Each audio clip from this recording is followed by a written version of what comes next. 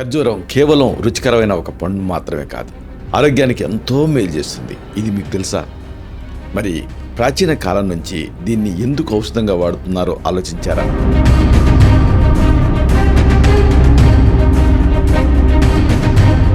దీర్ఘకాలపు సమస్యలను తగ్గించడంలో ఖర్జూరం కీలకమైన పాత్ర పోషిస్తుంది.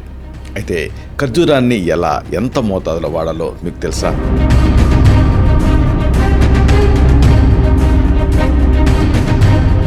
ఇమ్యూనిటీ అంటే రోగనిరోధక శక్తిని పెంచడంలో దీని శక్తి అపారం.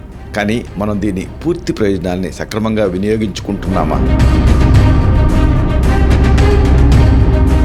ఖర్జూరం అనేది మలబద్ధకం లాంటి సాధారణ సమస్యలకు మంచి విరుగుడు కింద పనిచేస్తుంది.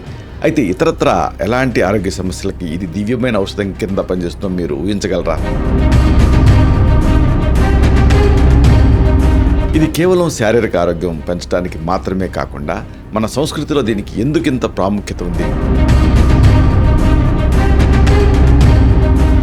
ఈ మొత్తం విషయాల్ని మనం ఒక వీడియోలో చెప్పుకున్నాం. ఆ లింక్ని కింద ఇస్తున్నాను. దీన్ని మీరు క్లిక్ చేయడం ద్వారా ఈ మొత్తం సమాచారాన్ని మీరు చూడొచ్చు.